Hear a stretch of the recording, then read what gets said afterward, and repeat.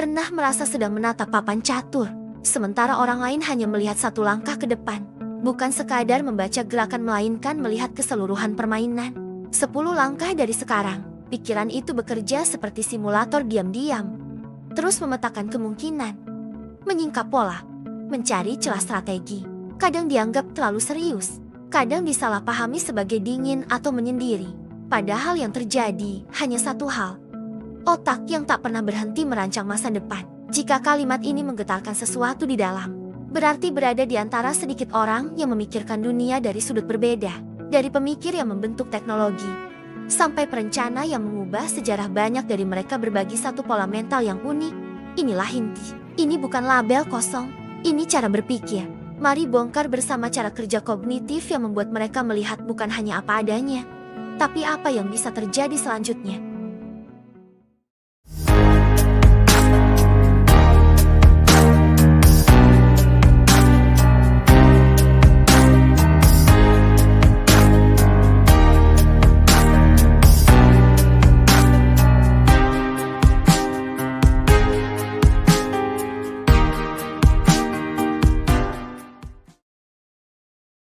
INTJ sering disebut sebagai arsitek dalam dunia psikologi tipe kepribadian. Tapi sebetulnya, itu bukan sekadar julukan melainkan gambaran bagaimana sistem berpikir mereka bekerja di balik layar. Pertama, introversion. Ini bukan soal malu atau menutup diri. Ini tentang cara mengisi ulang energi. Obrolan ringan terasa menguras baterai mental, sementara kesunyian justru memberikan ruang untuk membangun gagasan yang besar. Di tempat sunyi itulah strategi lahir jernih, terstruktur, dan tanpa gangguan. Kedua, intuition.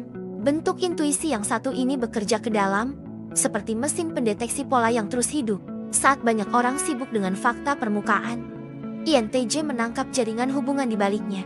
Mereka bertanya bukan hanya apa yang terjadi, tetapi mengapa ini terjadi, dan kemana arah berikutnya.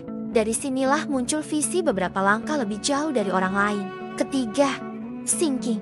Jika intuisi adalah arsiteknya, maka logika adalah insinyurnya. Cara berpikirnya tegas, efisien, dan fokus pada hasil nyata. Setiap ide diuji dengan pertanyaan sederhana. Apakah ini bekerja? Dan apakah ada cara yang lebih baik? Pendekatan ini sering terlihat belak-belakan. Tapi bagi INTJ, kejelasan selalu lebih penting daripada basa-basi. Terakhir, judging. Ini bukan soal menghakimi, melainkan kebutuhan akan struktur. INTJ tidak hidup dengan prinsip lihat nanti. Mereka merancang, memetakan, dan mengeksekusi. Mereka ingin dunia berjalan dengan logika yang konsisten karena dari situlah perubahan nyata bisa terjadi. Gabungkan keempat elemen ini, dan lahirlah pola pikir yang jarang ditemui. Dan inilah yang membuat mereka sering terasa berbeda, namun sekaligus menjelaskan mengapa dampak mereka begitu kuat. INTJ tidak hadir untuk mempertahankan keadaan, mereka hadir untuk membangun ulang menjadi sesuatu yang lebih masuk akal.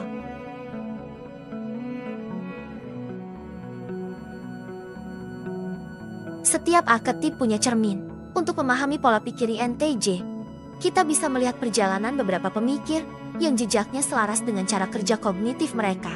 Bukan untuk menempelkan label, tapi untuk melihat pola yang berulang, pola yang muncul dari cara melihat dunia yang tidak biasa. Contoh, Isaac Newton, perancang hukum semesta. Jauh sebelum istilah INTJ muncul, Newton sudah menunjukkan gambaran paling jelas dari cara berpikir yang visioner sekaligus presisi. Ia hidup di zaman penuh tahayul, tetapi ia melihat dunia sebagai mesin raksasa yang tunduk pada hukum yang elegan. Saat banyak orang sibuk melihat benda jatuh, ia melihat hubungan antara apel, bulan, dan gaya yang mengikat semuanya. Di balik visi itu, terdapat ketekunan yang nyaris tak manusiawi. Puluhan tahun ia habiskan dalam kesunyian, membangun dasar matematika baru hanya karena alat yang ada tidak cukup. Ia tidak menunggu orang lain menciptakannya, ia membuatnya sendiri. Newton tidak mengejar validasi, ia mengejar kebenaran. Itu saja sudah cukup baginya.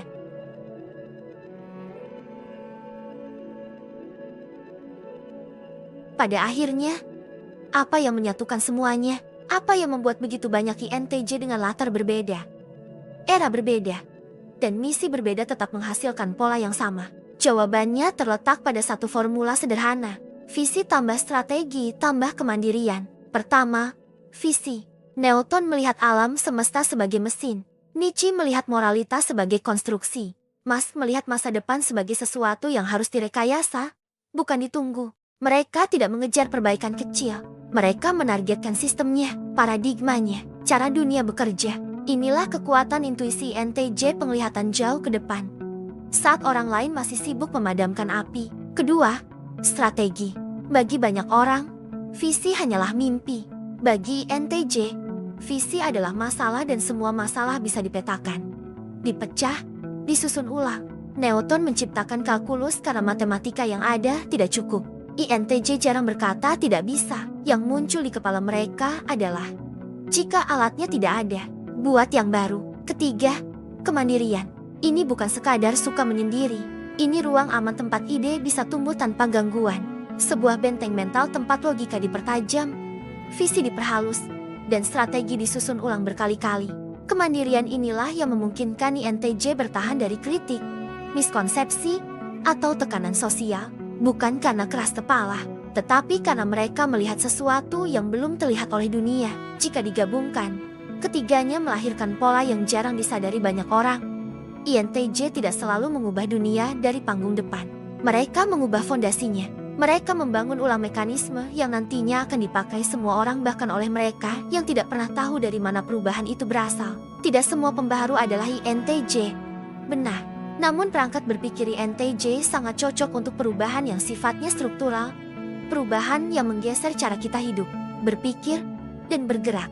Tidak selalu terlihat, tetapi selalu terasa. Dan tanpa disadari, banyak dari kita hidup di dalam sistem yang mereka bangun, gagasan yang mereka bentuk, atau pertanyaan yang mereka tinggalkan. Pada akhirnya, alasan mengapa begitu banyak arsitek perubahan lahir dari INTJ bukanlah misteri.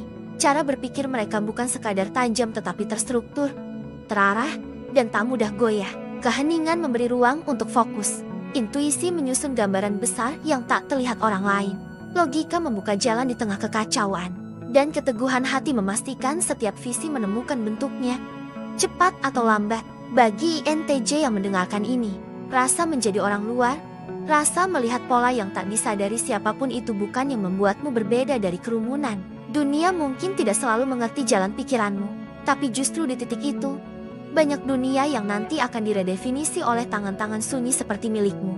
Jadi, tetaplah melihat strategimu secara utuh. Tetaplah memikirkan jarak yang tak terpikir oleh orang lain.